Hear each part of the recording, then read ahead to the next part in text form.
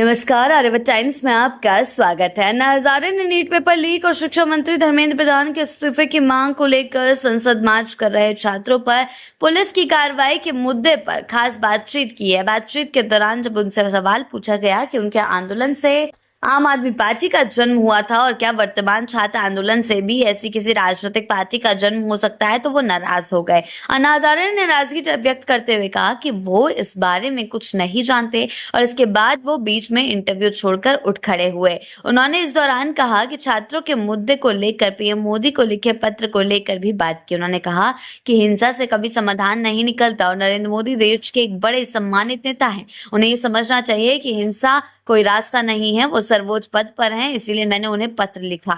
उनका कहना है कि मैंने अपने जीवन में 22 आंदोलन किए, लेकिन उनमें कभी हिंसा नहीं हुई। इस आंदोलन में जो हुआ वो गलत हुआ। आंदोलन हमेशा अहिंसा के मार्ग पर होना चाहिए। अन्ना हजारे ने बीते दिन प्रधानमंत्री मोदी को चिट्ठी लिखी। इसमें उन्होंने कहा है कि छात्रों के चल रहे विरोध प्रदर्शन के दौरान हिंसा और पुलिस की कार्रवाई बेहद दुखद थी। उन्होंने जोर देकर कहा कि लोकतंत्र में टकराव की बजाय बातचीत हमेशा बेहतर होती है। लोकतंत्र में टकराव की बजाय बातचीत का रास्ता अपनाया जाना चाहिए। उन्होंने जोर देकर कहा कि देश के लाखों युवा बेरोजगारी और पेपर लीक से परेशान हैं, जिसे केवल कानून व्यवस्था की समस्या मानने के बजाय जनता के आक्रोश के रूप में देखा जाना चाहिए। अन्ना हजारे ने केंद्रीय शिक्षा मंत्री धर्मेंद्र प्रधान के इस्तीफे की मांग का समर्थन करते हुए लिखा कि किसी मंत्री का इस्तीफा लेने से सरकार सत्ता नहीं खोती है, इससे बल्कि अन्य मंत्रियों के बीच एक कड़ा और साफ संदेश जाता है कि जिम्मेदारी ना निभाने पर पद छोड़ना पड़ेगा।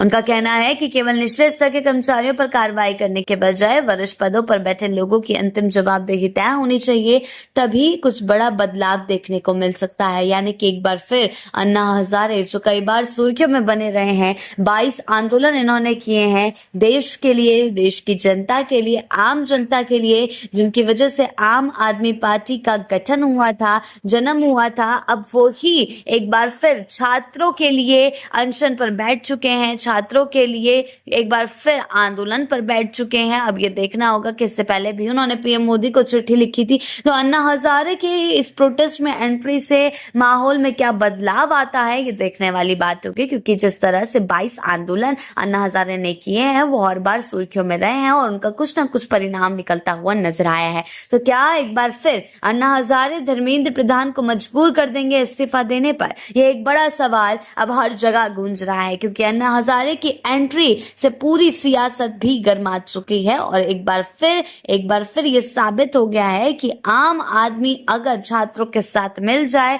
तो कुछ भी पलटा जा सकता है। आगे के अपडेट्स के लिए जुड़े रहें आर्यभट्ट टाइम्स के साथ ही चैनल को सब्सक्राइब करना ना भूलें और हमारे फेसबुक और वेबसाइट के साथ भी जरूर जुड़े।